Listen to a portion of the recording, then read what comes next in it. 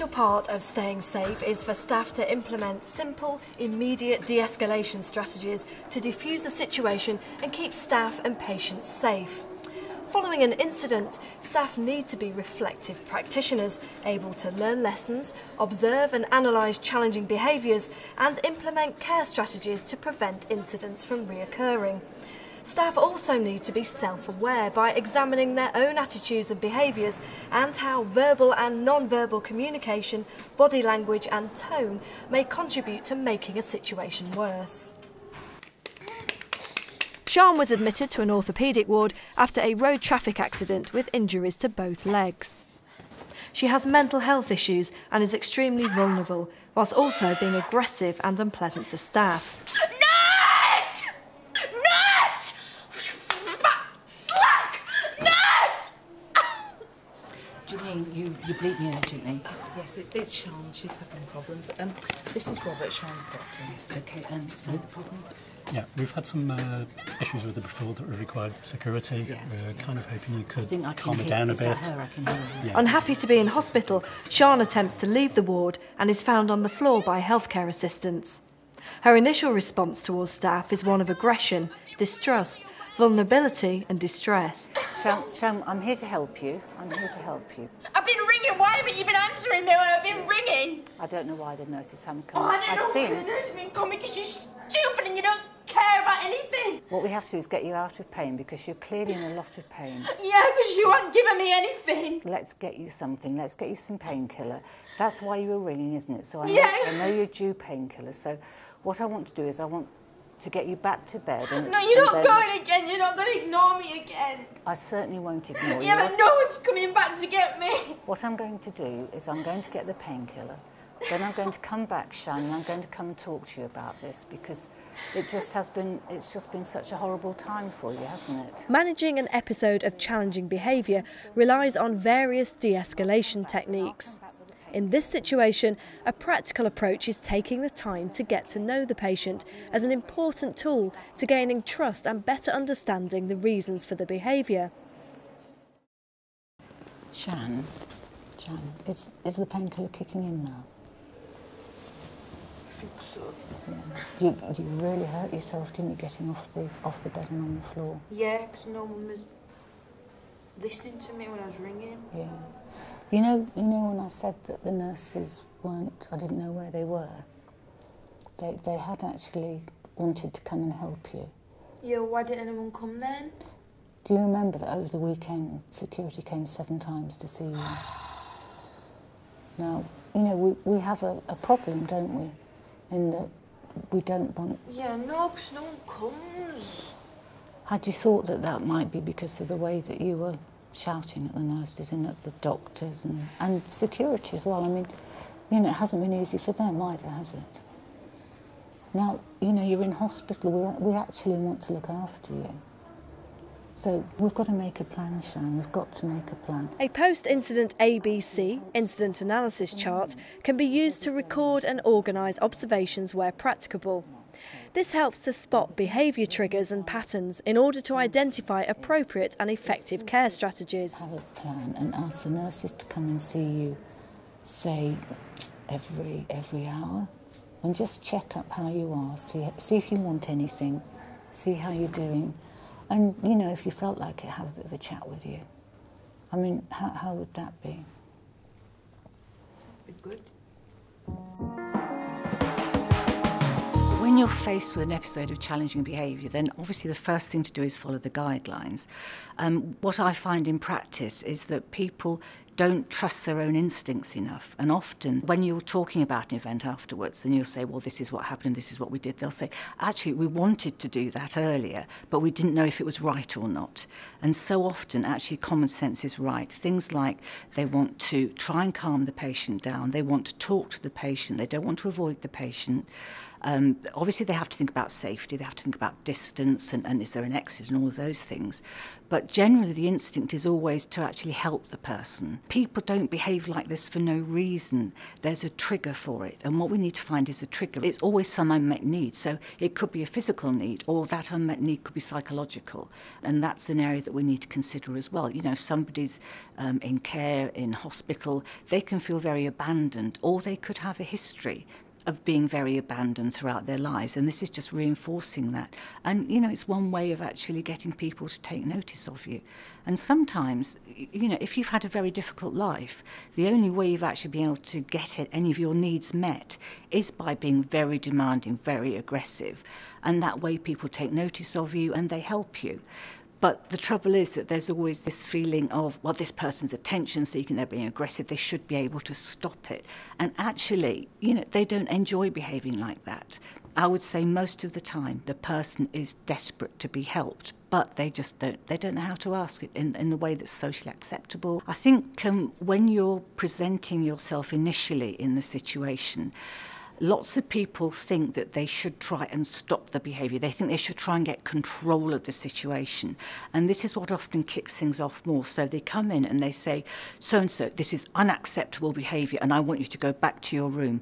Now, yes, in some circumstances, in a programme, in a treatment programme, that might be the right thing to do.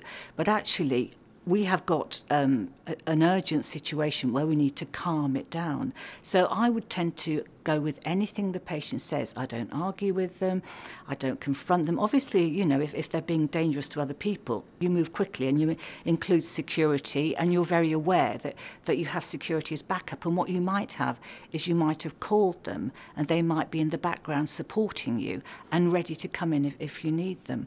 But it's mainly trying to tell people, you know, stay calm, keep a low voice, keep what we call low expressed emotion. Well, you know how normally if you meet somebody, you go, oh, hello, John, how are you today? Well, actually, even if I don't know a patient, I have very flat, I'm very flat, very submissive, and talking in quite a low tone of voice. Initially, you might have to talk quite loudly to them if they're shouting and screaming, just to get their attention. But then, as quickly as possible, you just deflate everything and you're just as quiet as possible. And if they say, you are all rubbish here, you know, the care here is rubbish, you don't say, well, no, we're doing our best. You ride with that, you ride with the insults, and then later on you say, actually, that, you know, that was quite difficult hearing that. Or you tell the patient, that's not what we're here for, basically. You can't do it in that situation because the patient can't hear you, the person can't hear you, because physiologically they're so wound up that they just can't take it on board. So you do that work later. And it might be that you're having to just kind of deflect all these insults, but you know, that's okay, you can pick that up later. You can talk about it in supervision. You know, as a team you can talk about things and about how difficult it is sometimes. Because sometimes it's very difficult. You have somebody telling you that you're rubbish and actually you're doing your best for them. It's very hard. So I think, you know, we always need to think about how are people going to talk about a situation afterwards? Who's going to listen to them? And even if it's just one-on-one, that is better than nothing. But, you know, obviously things like clinical supervision can be in place in some places, which is brilliant. That's really good. Psychological formulation provides us with a conceptual framework for understanding a person's behaviour. As psychologists, we're very interested in why people do what they do. We know that all behaviour communicates something, and when there are difficulties, it's very helpful to understand what that behaviour is about. What is that behaviour communicating? Psychological formulation gives us the tools to assess and think about why somebody is behaving in the way that they're behaving, and of course that will then drive how we intervene and how we help that person. Challenging behaviour is usually underpinned by some form of distress. So it might be the case that somebody who's struggling to communicate is feeling very frustrated, they might be in pain, and their only means of talking to us is by acting in a way that they wouldn't usually behave in. So psychological formulation is all about the person. It's very specific to that person. We want to know who they are, what their background is this out of character for them, or is this something that would usually happen on a weekly basis or whatever it is. So there's a lot of information gathering from friends and relatives and carers, but also from the staff team as well that's interacting with that person, and critically from the person themselves. But as I say, often it's the case that challenging behaviour comes about due to some failure in the communication system, whether that's because the patient's unable to communicate themselves or they feel that they're not being talked to appropriately. So psychological formulation enables us to have a person-centred, individualised understanding of what it is that's distressing for that person, what it is that their behaviour communicates, and therefore what we need to do about it for them. And this is based on a number of processes and procedures, and the first step in formulation is assessment, and that involves us gathering lots and lots of information about that person, who they are, what's usual for them, what might it be about this environment particularly that's causing them to be unhappy, to be distressed. This involves, of course, talking to the person themselves, but also talking to their friends and family and gaining information about who they are, what their leisure activities are, what their job is, are they used to spending a lot of time on their own, and therefore frightened by lots of people being around them all of a sudden in a very noisy place, what their personality is and what they might normally find difficult and what they might normally find relaxing. Having that understanding will then enable us to treat them in an appropriate way. But the treatment that's derived, that's recommended, if you like, on the basis of a formulation depends on there being a whole staff team involvement and being on board with that understanding and being able to interact with that person, given that they now have this knowledge of why it is that they're behaving in the way that they're behaving. It might be that inadvertently we're maintaining the behaviour by reacting in a particular way. We might come in, lots and lots of people and start holding on to the person, which is, maybe creates more fear for them, more anxiety, and so they become even more agitated and even more aggressive. It's very important that we delineate what helps and what doesn't help, and that's what that process enables us to do. If we're able to generate a formulation of why somebody's behaving in the way that they are, and we're able to do that reasonably quickly, the main benefit, obviously, is that it's going to reduce that person's distress. It's going to enable the staff team to work more effectively with that person. It's going to enable any rehabilitation therapy input to be able to have its optimum impact on that person, to be able to engage with that therapy and any other medical conditions and treatment that might be required at that point in time. So what we want to do, obviously, is alleviate that person's distress as quickly as possible. That enables their general health care to be as effective and as swift as it possibly can be. And the end result of that, obviously, is that hopefully that person will receive the right care at the right time, and they will be able to go home if they're in a hospital setting as soon as possible.